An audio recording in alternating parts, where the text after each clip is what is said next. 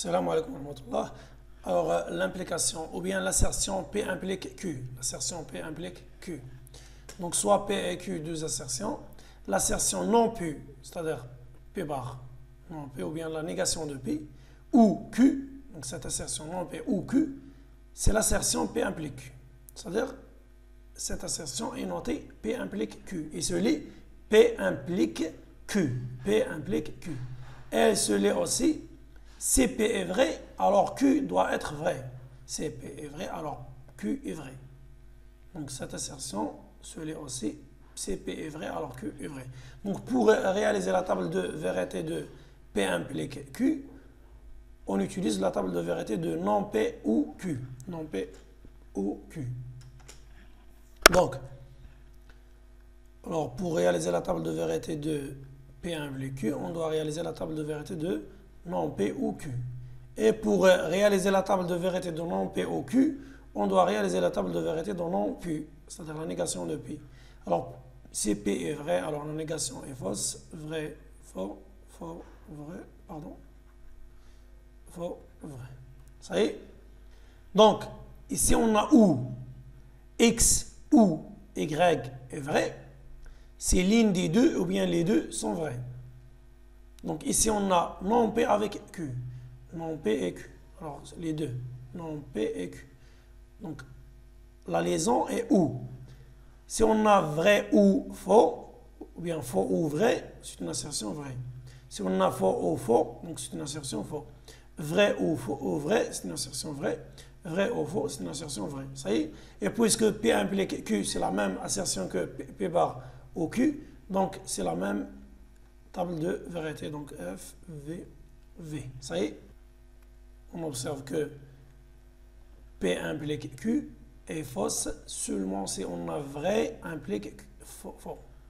Si on a vrai implique fausse, donc c'est une assertion fausse. Ça y est? Une remarque. Si on a P est fausse, dans les deux cas, alors P implique Q est toujours vrai. P implique Q est toujours vrai. Alors voici la remarque. Si P est fausse, alors P implique Q est toujours vrai. Quelques exemples. On commence par le premier exemple. Alors 5 est supérieur strictement à 0, donc c'est une assertion vraie.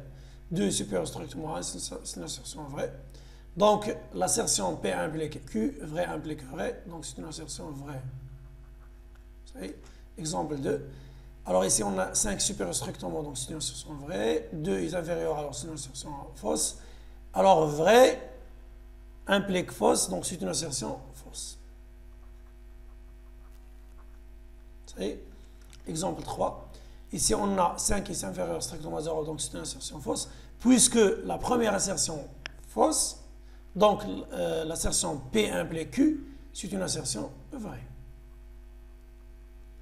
Parce que si on a F implique V, alors P implique Q est toujours V. Ça y est? L'assertion X égale à 2 implique X au carré égale à 4. Donc si cette assertion est vraie, vrai implique, alors X au carré est toujours égal à 4.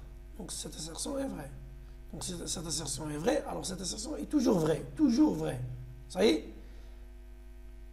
Alors cette assertion est une assertion vraie. Ça y est? Une autre assertion, alors l'assertion X au carré égale à 9 implique X égale à 3. Si on a X carré égale à 9, alors vrai, X égale à 3.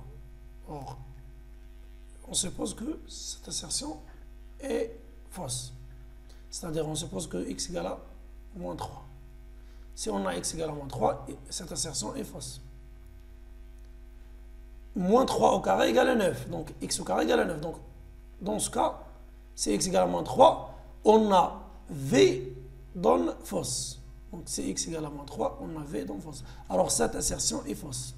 Parce que si on a X égale à moins 3, la première assertion est vraie, la deuxième est fausse. Pour corriger cette assertion, on doit écrire X au carré égale à 9 implique X égale à 3 ou x égale à moins 3. Ça y est. Alors cette assertion est vraie. Donc, parce que si on a cette assertion est vraie, c'est-à-dire soit x égale à 3 ou bien x égale à moins 3. Ça y est. Alors x au carré égale à 9 implique toujours une des deux est vraie. Alors puisque l'une des deux est vraie, soit x égale à 3 ou bien x égale à moins 3, dans ce cas, toujours x au carré égale à 9. Ça y est.